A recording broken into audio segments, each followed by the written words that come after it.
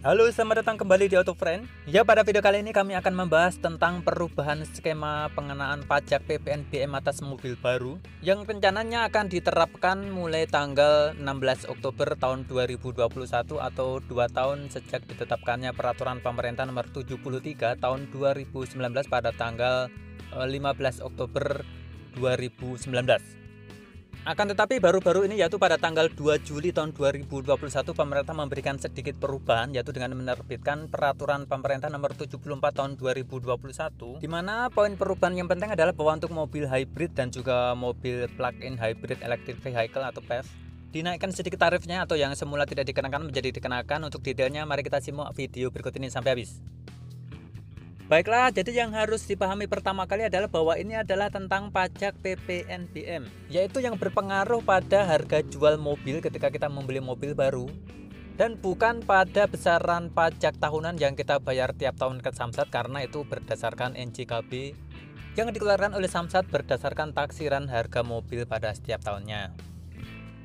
Biasanya kalau PPNBM selama ini kan kalau pengenaannya itu dibedakan ya antara jenis mobil sedan, jeep, station wagon, kemudian penggeraknya misalnya 4x2 atau 4x4, sehingga selama ini kan 4x4 sama mobil sedan itu mahal karena sedan dianggapnya orang kaya, punya mobil mewah, atau mobil berpenggerak roda 4x4 untuk mobil hobi yang orang berduit dan sebagainya. Jadi ketentuannya adalah masuk ke tarif terendah yang mana berdasarkan kategori konsumsi BBM atau kadar CO2-nya. Untuk dapat dikategorikan masuk ke golongan mana, kena tarif berapa. Oke, sebelum kita masuk ke pembahasan tentang perubahan ketentuannya ini, mari kita lihat dulu sekilas tentang ketentuan-ketentuan yang tidak berubah dan akan berlaku sesuai rencana pada tanggal 16 Oktober tahun 2021 adalah untuk mobil bensin dan mobil diesel untuk penumpang berdasarkan kapasitas daya angkut dan kapasitas kubikasi mesinnya. Yaitu mobil bensin atau mobil diesel dengan cc di bawah sampai dengan 3000 cc dengan penumpang kurang dari 10 penumpang. Ini berarti yang masuk ke kategori ini adalah hampir semua mobil penumpang yang kita kenal kecuali LCGC. Kan selama ini kalau LCGC itu nggak kena PPNBM, nah nanti mulai Oktober dia kena 3% tuh. Juga semua mobil double cabin. Jadi hampir semua mobil yang kita kenal masuk kategori ini.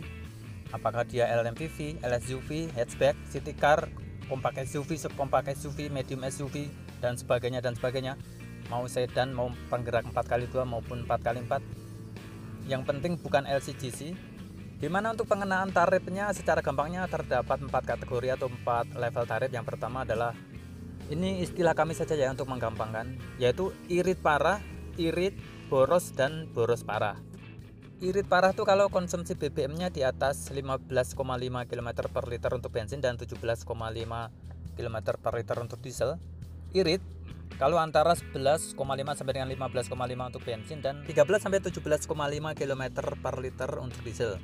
Boros kalau antara 9,3 sampai dengan 11,5 untuk bensin dan 10,5 sampai dengan 13 km per liter untuk diesel. Dan boros parah kalau kurang dari angka yang paling rendah tadi. Dan juga ada batasan emisi CO2 tadi yang paling kotor atau paling jorok itu di atas 250 gram. Kotor antara 200 sampai 250, bersih antara 150 sampai 200, dan paling bersih di bawah 150 gram per kilometer. Jadi nanti boleh milih ya masuk ke tarif terendah yang mana berdasarkan konsumsi atau emisinya. Nah, sekarang kita pause sampai sini dulu ya. Kemarin kami ingat kami pernah memakai sebuah LCGC yaitu pada tahun 2013, sebuah Toyota Ayla dari baru. Kan syarat bebas PPNBM bagi LCGC itu adalah konsumsi BBM-nya harus di atas 20 km per liter kan. Tapi selama kami pakai nggak pernah tuh sampai lebih dari 20 km per liter, sampai kami pemakaian 45.000 km.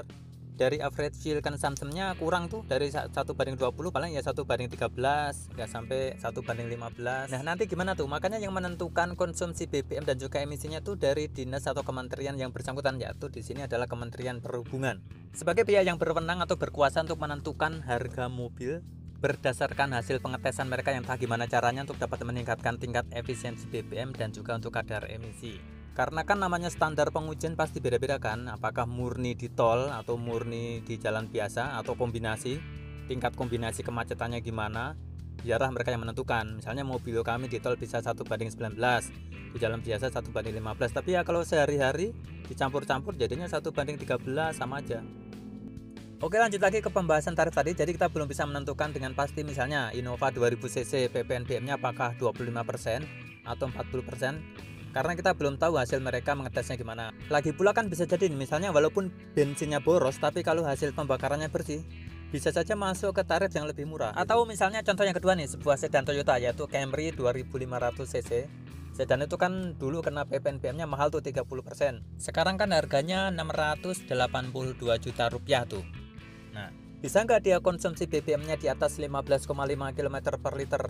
Kalau bisa, maka dia akan kenanya tarif hanya 15%. Lumayan loh, harganya turun sekitar 135 sampai 140 juta.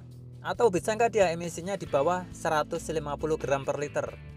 Misalnya konsumsi BBM-nya masih boros, tapi kalau emisi CO2-nya bisa kurang dari 150 gram per kilometer, ya harganya ke pangkas 140 jutaan tadi.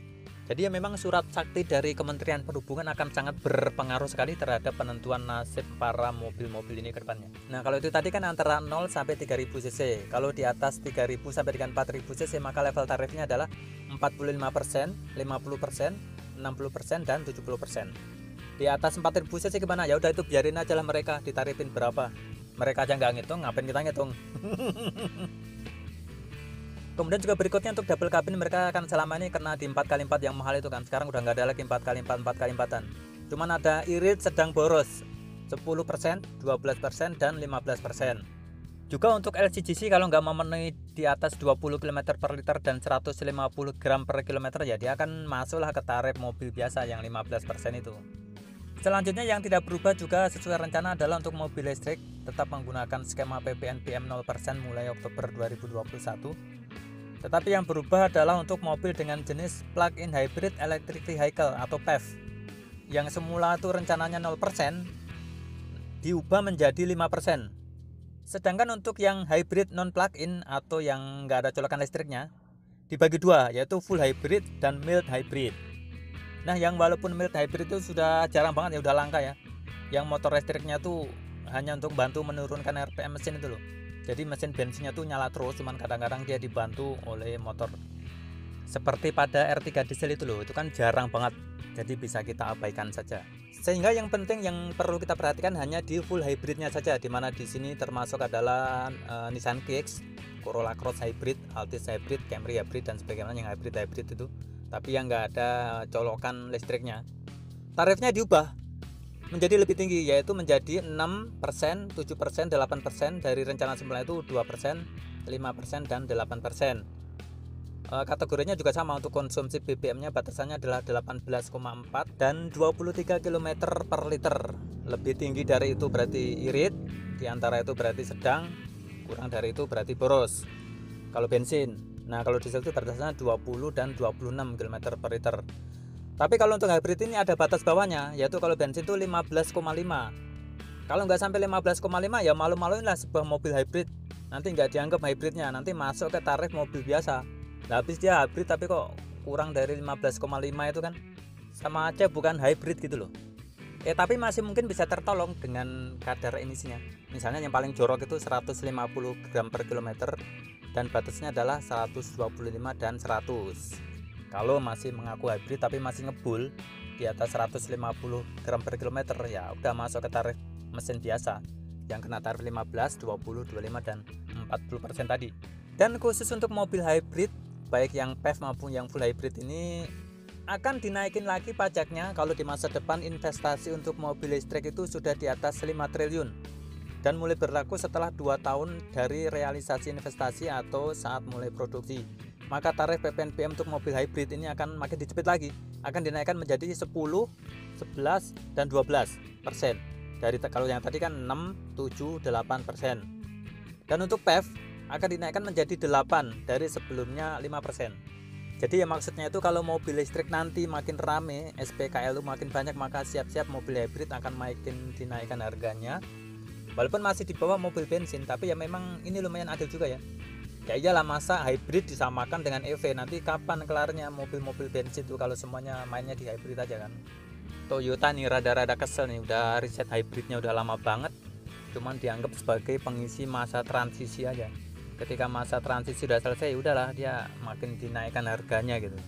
Ya demikian video kami pada kesempatan kami kali ini. Silahkan Anda klik like apabila Anda suka dengan video ini. Berikan juga komentar-komentar Anda pada kolom komentar di bawah. Share kepada teman-teman Anda di media sosial Anda. Jangan lupa pula tekan tombol subscribe berikut dengan menyalakan tombol lonceng notifikasinya apabila Anda belum. Terima kasih sudah menonton dan sampai jumpa lagi pada video-video kami berikutnya. Terima kasih.